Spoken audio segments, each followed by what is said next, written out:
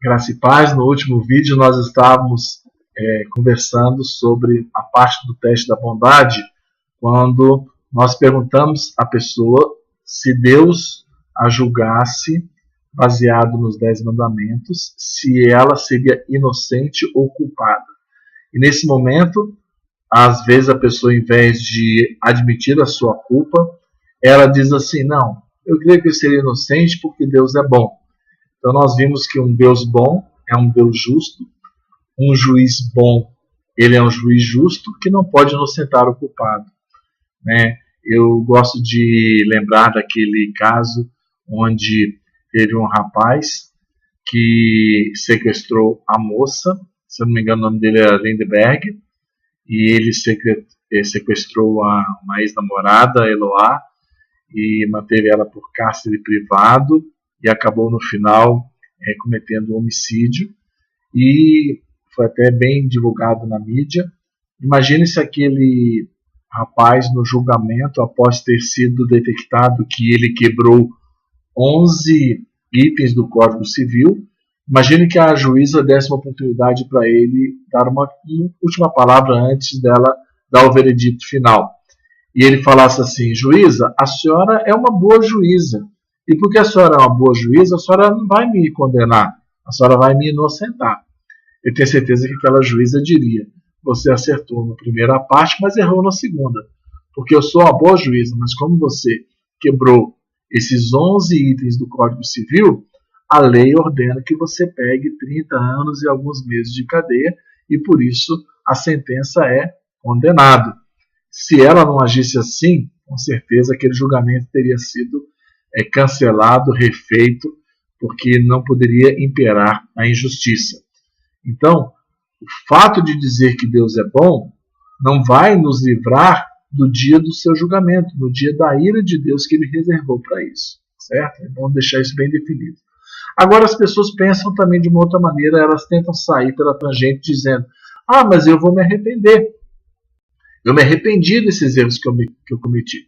Faz muito bem. Se arrepender é algo que todos devemos fazer quando cometemos erros. Mas o pecado, o dano causado tem que ser reparado, né? A justiça tem que ser satisfeita. O erro tem que ser punido. Uma outra lembrança que vem na minha mente agora é aquele caso do goleiro Bruno do Flamengo. Imagine que ele admitisse que ele deu aos restos mortais da sua ex-namorada ou amante, né, Luísa chamou, onde ele falasse assim: eu admito, eu errei, eu dei os seus 10 mortais para os cachorros comer, mas estou arrependido, e eu nunca mais vou fazer isso, nunca mais vou mandar matar nenhuma namorada, nunca mais vou dar os 10 mortais dela para os cachorros comerem, eu estou arrependido. Então, juiz, você tem que me deixar livre, porque eu me arrependi. Você acha que isso seria justo? Ou um juiz justo e bom diria que ele, mesmo se arrependendo, estaria condenado, porque o preço, a punição, a justiça tinha que ser satisfeita. Não é isso? Então, se essa desculpa, ou se esses argumentos de que o juiz é bom, eu estou arrependido, não funciona num simples tribunal humano, com um erro cometido, mas a pessoa é uma pessoa boa só porque matou, né? A lei é assim, implacável. Tiago 2,10 diz que se você cumprir toda a lei e quebrar apenas um item da lei, você é condenado de toda a lei. A pessoa vai presa. Mas ele dava 30 cestas básicas, não interessa, ele assassinou. Ele merece punição. E maior é o nosso juiz. No juízo final, ele vai ter o direito de condenar, né?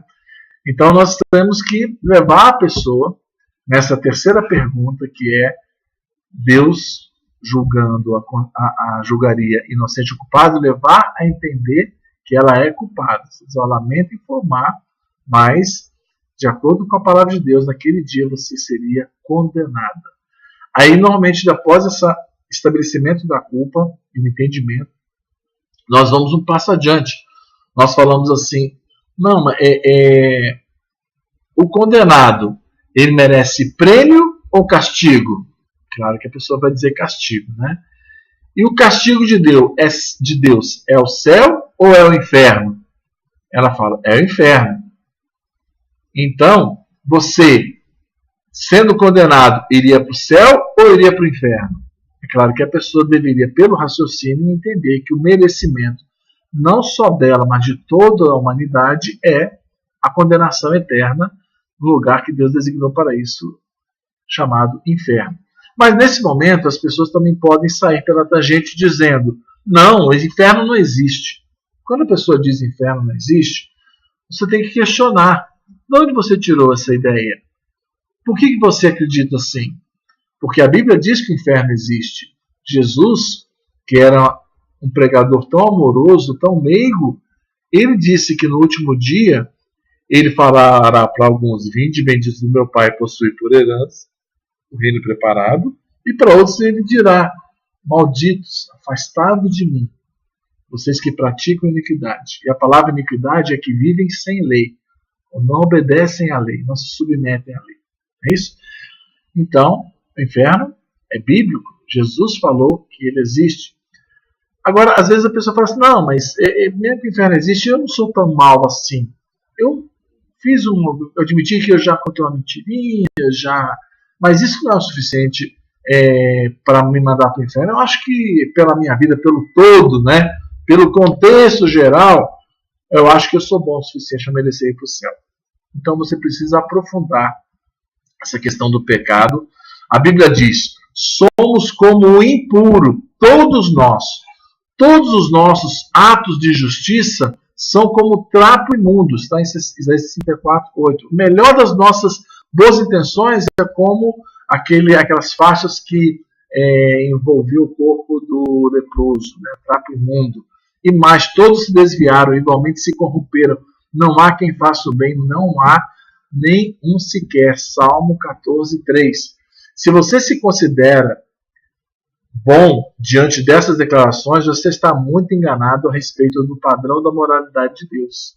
Olha só, a Bíblia afirma em 1 João 10: se afirmamos que não temos cometido pecado, fazemos de Deus um mentiroso e sua palavra não está em nós. A pessoa está iludida, então você diz para ela: não se iluda.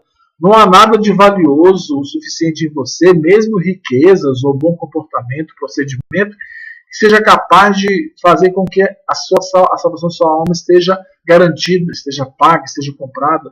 Jesus advertiu o que o homem poderia dar em troca de sua alma. A resposta é nada.